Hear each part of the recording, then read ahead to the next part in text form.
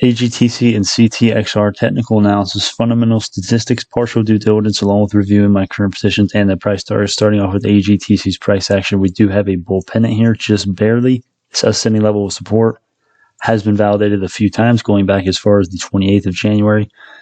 A perfect validation on the 23rd of February, and a perfect validation on the last day of trading yesterday. The price target based on this bull pennant, this is how you draw it, is above $10. $10.20. That does not mean we're going to hit it for sure. We've been seeing a lot of bleeding the last couple of days, in my opinion, largely due to market sentiment and just the broader markets completely dumping. Taking a look at the relative strength index, one of the most important indicators, in my opinion, we're looking at 35 flat. That is oversold. That is on the oversold slide. If we take a look at the daily, we are also fairly oversold. We're looking at 45, so we're pretty neutral, but we're still oversold. Looking at the 4-hourly MACD, we are seeing the orange MACD line trying to cross over. Is essentially, there's not really a clear winner. It could go either way. It's anyone's game at this point, but likely I would say there's a very high chance we are closer to support than resistance. And guys, also, let's go ahead and do this real quick. This trend line that I have right here, this is not necessarily for sure. There's only two validations. It's not really as surefire as this bottom ascending level is, because this could be right there. If we take that down a little bit, we have two perfect validations basically, and we have one false breakout barely. So it could be right there, or I don't know, it could be right here. This one is the more recent of the two. This is the more recent of the two possibilities, right? That's why I had that at the start. I would say it's anyone's game right now, essentially. We do have two perfect validations here, and they are more recent, but if we move it back a little bit, we have three validations. So, either way, guys, it doesn't really matter, because, guys, we're basically at the support line right now, and if you're looking to get an entry on the stock, this is an amazing entry point, in my opinion, especially long term. I think you have the highest percentage chance of getting a huge return on this stock long term than, as high as any other stock in the world, essentially. Okay, that's how confident I am on any stock that I have. If you listen to the entry points I give you, in a couple of years, you will probably be fine. But of course, not financial advice, do your own due diligence. But your entry points are going to be $5. Anything under $5, I don't think we're going under $5, but if you can catch it lower than that, great. I think there's a very low chance of that happening unless the markets dump, and they certainly can. I personally think there's a low chance of that happening, but it can definitely happen, and it can definitely happen, of course. Anything can happen in the stock market, but $5, that's going to be a great entry point. Anything a little bit above $5 a little bit, maybe we're at $5.10 right now. That's a fine entry point if you want to get in. My average is at 4.9. I have taken profits on this already. I'm barely up right now. I've already profited close to $1,000, I think, on this stock, which is a lot for my account size. I'm in college, right? So this, that is a fair amount of money for most college students. At least for me, it is for sure. We're oversold on RSI. We do have let's take a look at the daily moving averages. We have some interesting action here. Let's take a look at this date right here, the 16th. If you can look there on the 16th, okay, I'm not going to hover over it because then you just can't even see it with all those dots there. But the 200-day EMA did cross underneath the 15-day moving average on the 16th or the 12th. One of those 2 days, it basically gapped underneath it. Not gapped, but it moved underneath it.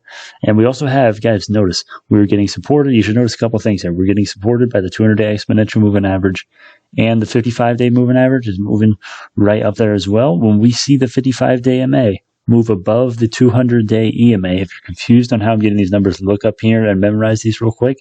It sounds a little complicated, a little complex. It's not really though. But once this 55-day MA moves above the 200-day, that's going to represent some extreme bullish sentiment. And yes, we do have these three moving averages. They're the smaller ones, guys. They're not as strong as far as levels, support and resistance levels, in my opinion, as the bigger moving averages are. Usually, typically, that's how I see them working. All right, look at the 21-day moving average. It didn't even really support this 25th of February daily candle here at all. But look at the 200-day EMA. It's obviously supporting it a lot better. But these levels will be acting as resistance, so take that for what it is. But yeah, if we can see the 55-day EMA cross above the 200-day EMA, that's just another buy signal. That we already have the most important golden cross, which is between the 15-day EMA and the 200-day EMA. If we can get the second most important one as well, that's just even more good news for shareholders. All right, so this is a great entry point in my opinion. So that's what we're looking at as far as the charts. Let's take a look at some fundamental statistics. Insider ownership, 18% of the shares outstanding is owned by insiders in AGTC, according to Fental.io. 30% of the float is owned by insiders. Taking a look at some institutional ownership, 42% is of the total shares outstanding is owned by insiders. Let's take a look at Finviz.io to fact check this, though. Insider ownership, they only have 1% for AGTC, according to Finviz. That's not adding up, right? This is 18% and Finviz is 1%. This is why I like to look at several sources, because you just don't know which one of these is right. Maybe they're both right and they're just looking at different brokers and they get their information different ways. I'm not really sure, but look at this. Institutional ownership, 37%. Insider ownership, 42%. So we know that stacks up. That lines up a little bit, at least. So that is bullish, in my opinion. Here's your due diligence link. This is what you need to know. All right, this is pretty good. This is really short as well. So this will be linked. It was 4 days ago. It is pretty recent. They're a great company, in my opinion. They got great stuff, and this essentially tells you most of the stuff that I know about the company. They've got great products. They've got a great team.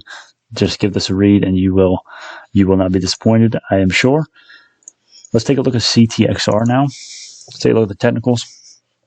Let's take a look at the 1 hour chart. So this one, we do have a similar chart here. If we actually extend this a little bit, I think we can get another touch point here, maybe. Okay, almost, not really. All right, well, anyways, we still have 1, 2, 3, 4, 5, almost 5, basically 5 perfect validations on this ascending support.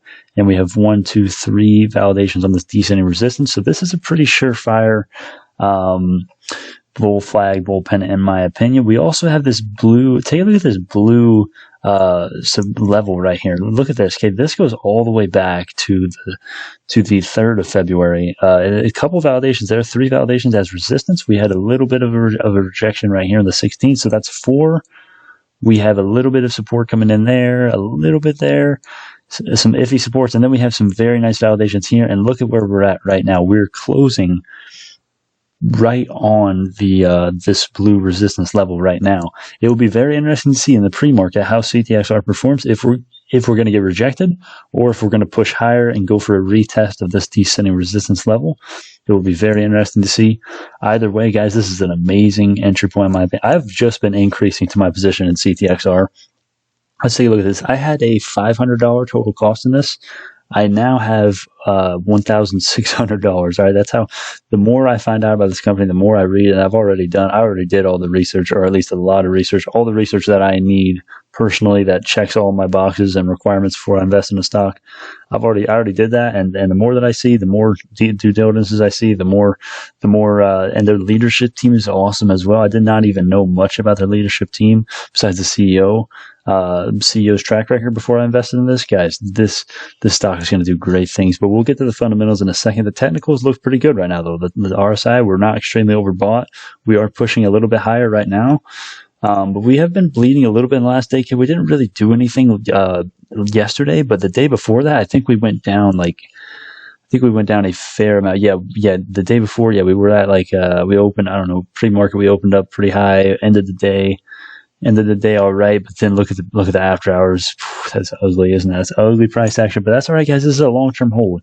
And guys, guess what? Guess what's great about this stock? Okay, this is actually really fantastic. Okay, we didn't really bleed that much from the broader markets. We really didn't. The market has been bleeding all of this. Okay, this is 1 day. This is 2, 3, 4, 5. So this is the entire 1, 2, 3, 4, 5. That is the entire trading week. And what happened last trading week? The markets did horrible, and we didn't really go down that much. So what does that tell me? That tells me a couple things. It tells me, number one, this stock may not be correlated as much as others to the broader markets, which is an amazing thing for me personally, because you guys know, if you've been watching the videos, these 3 indices literally are my worst enemy. This is the only thing that stresses me about the stock market. Literally, if the markets could just disappear and just go positive and or not positive, just go flat and just 0% gain or 0% change ever, I think our stocks will do amazing. I truly believe that, because we don't need the market. Because when my stocks go down, it's a lot of the time it's because the markets are dumping. When my stocks go up, it's almost never because the market's pumping. It's a really interesting correlation that I've found. I don't really understand it, but it's just it's anecdotally what I've found out. Taking a look at the MACD, though, we are trying to get some more of a wide gap between the MACD line and the signal line. We are currently above it. That is bullish. We recently did have the cross. That was your buy signal. That was one of your first buy signals right here on this candle, roughly right around here. If you would have bought there, you would have been sitting at an average cost of like $1.91. We are now trading at over $2. So that's one indication. That's one reason why the MACD can be very useful sometimes. Watch the pre-market. If we do reject this, if we do get rejected by this blue line of resistance, look for an entry point around anywhere. Anything under $2 is amazing. If you want a really nice entry point, I doubt we dip this low, but if we do, if you want to be prepared, not surprised. So, $1.93 to Monday's close, $1.98. Anywhere in that range. Amazing buy zone, in my opinion, in that range. That's an extremely auspicious zone, especially long term. That's a great average price. My average price was $1.50 a while ago, but obviously I've been averaging up like crazy. I was up I think 100% at one point when we were up here. Yeah.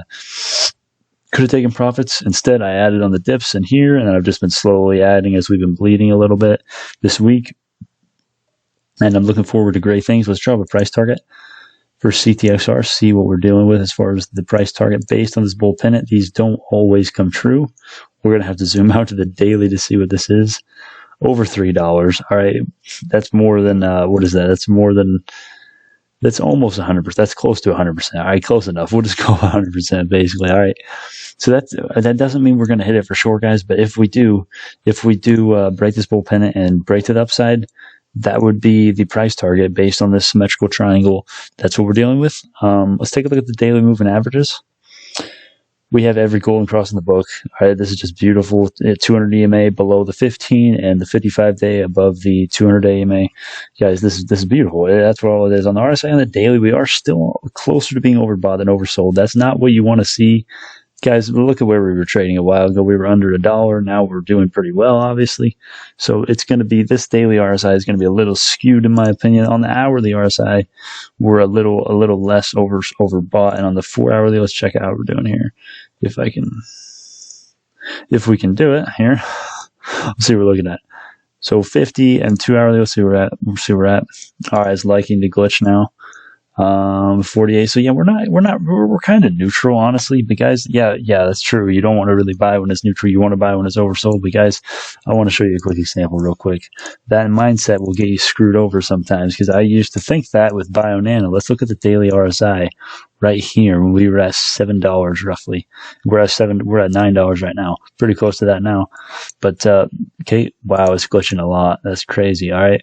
But yeah, the RSI is at 98. And guess what? If you would have bought back in at this level at $7 roughly, yeah, you would have suffered like a 50% loss short term. But if you would have held, you could have sold at $15. You could have sold at $13, at $10. That's 100% increase easily. That's more than 100% increase. That's at 98 on the RSI. That's still a great buy zone. That just tells you that sometimes you got to look at everything a company has to offer and just override your instinct that says, yeah, don't buy a stock ever if it's overbought or if it's not oversold, right? It's great to buy when it's oversold, but sometimes it's not necessary. BioNano is an example, and this is another example in my opinion. Let's look at some fundamental statistics. Insider ownership. 16% of the total shares outstanding is owned by insiders. 28% of the flow is owned by insiders, according to Fenta.io. Let's look at the institutional ownership. 3% of the outstanding shares is owned by institutions. Excuse me. Let's fact check that with Finviz. We're looking at 16% insider ownership. That does check out. 16.5 and 16.4. Wow, they got that essentially almost the same, right? 11% institutional ownership, and this one is 3%, right? That's weird. Usually Fintel does the higher numbers, but this time Finviz is doing it. Man, I will always wonder where they get their information and how they get different information. This is the due diligence. This will be linked. You are welcome. This is the due diligence. I'm not going to read this to you. Okay, their product is absolutely amazing. The demand for this product will be going up. Their product is proven. It's very practical. There's a high demand for it. There's only going to be high demand for it. All right.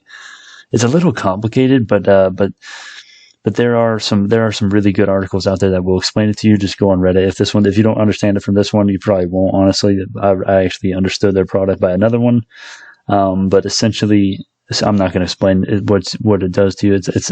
You might get a little, if you're squeamish, you would not like it, but it's a great product, guys. Current positions, price target for CTXR, end of your bear case $3, end of your bull case 5 to 10, buy sell rating 10. Looking at AGTC, we're looking at bear case 25, bull case 50. You can notice how different they are. All right. This one seems like it's way higher. Well, guys, take it. Well, actually, look at this though. CTXR is less than half of AGTC's price, and the price targets are less than half of the price targets. All right. So it's actually not that big of a difference, but it's still a little disproportional. But this is honestly, guys, I may have to upgrade these price targets. I may have to make a rule where I can upgrade them. I don't know if I'm going to change them or not. I haven't changed any of them yet since I've made them. You can fact check me on that. Watch all my videos, and literally the price targets that I put down never change. So that's what we're looking at as far as current positions. Relevant information in regards to title is finished now. Feel free to click off if you have more important things to do. This as well. Feel free to read that. Extra useful information. Would you all like an auspicious dissenters subreddit similar to track stocks? If you have a serious question or suggestion, brandonwealthy.com is what you want to email me, where you can email me at. I will probably get back to you 99%. I will make mistakes. Do not expect perfection from me yourself anyway, guys. We several brokers. The platform I am using for technical analysis is this. This is the platform, Webull. Free stocks with them in the description if you would like. I recommend doing this even if you already have a broker that you like. I recommend getting the free money because it literally is free money, no strings attached. Pre-market and after hours trading with Webull as well. It's the best broker. I think it can convert you really easily if you give it a shot. Our business model will never change because of success. I promise you that. That's my promise to every single viewer that is here in the early days. You'll already know this. Finance and the moon. Many of the truths we cling to depend on our point of view. Obi-Wan Kenobi, A New Hope. Honestly, not my favorite Star Wars movie, but it's a good quote. Guys, it's not financial advice. Thank y'all so much. I'll see you on the next one.